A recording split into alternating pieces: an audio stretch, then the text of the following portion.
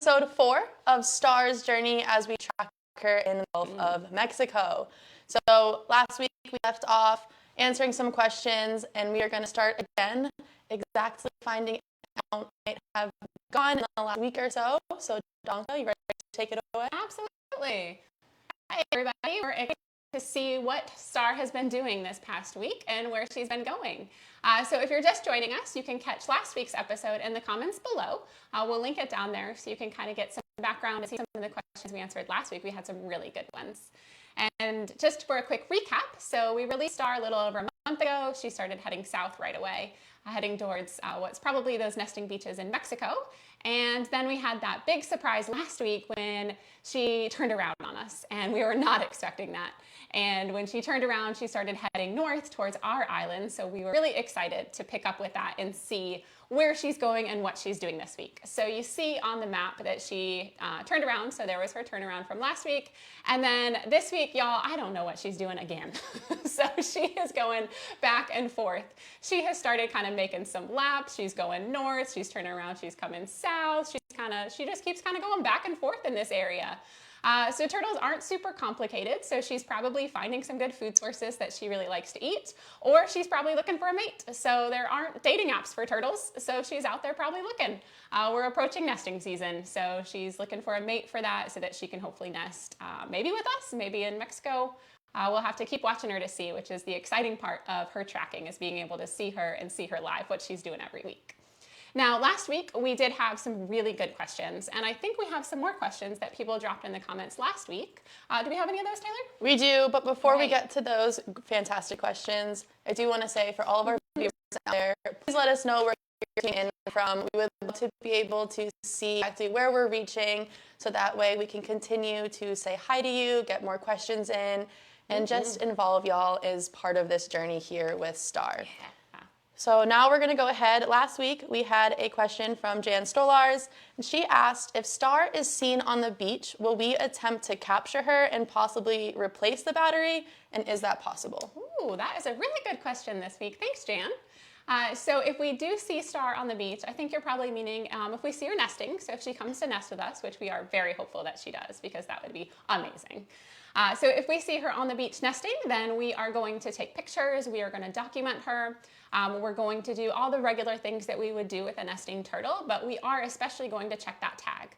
So we will make sure that that satellite tag is still properly applied. We will check its, they're called saltwater switches, but basically it's a section of the tag that tells that tag that it is exposed and can send a signal that it's no longer underwater. So we want to make sure that those are nice and clean and that it can send all those signals. So we check all of that information and we would measure her and take all the other measurements and protect the eggs like we would if she was nesting. Awesome. So she comes up, she nests, we happen to catch her, which would be the best thing ever. Is there any way we're able to replace the battery or not? So otherwise, I know we said 6 to 8 months possibly last time. Is there a chance that we'd be able to replace it and get longer time or no? No. So with the way our satellite tags are made, they're made with the battery already installed and kind of encased in that protective coating. And so it's not something that we can replace. So we just get the amount of battery life that we get from the tag, and unfortunately we can't replace it or do anything like that. But we are really hopeful that we will get 6, 8 months, maybe even longer with this tag. Awesome. So if Star were to come up, ideally, when do you think that would be happening? So nesting season on our beaches starts April 1st. So we're only a few weeks out now. We're about three weeks or so away from nesting season. Here it'll be nesting season is April through August. So we will start our patrols that first week in April, and we'll be out looking for turtles, Star, and any others that are nesting with us.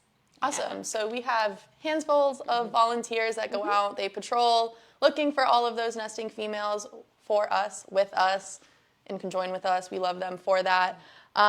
How is the public able to help us during nesting season? Another great question. So there's a lot of ways that you can help us during nesting season, even if you're not out patrolling with us. So you can help us by giving us a call if you see a sick, injured, stranded nesting sea turtle. Basically, if you see any sea turtle that's up on the beach, you can call our emergency number. We'll drop it in the comments. It's 956-243-4361. We'll answer it 24/7 and we'll come out to that turtle. You can also help us by filling in any holes. So I know it's fun sometimes to dig holes and build sandcastles on the beach when we're having a great beach day.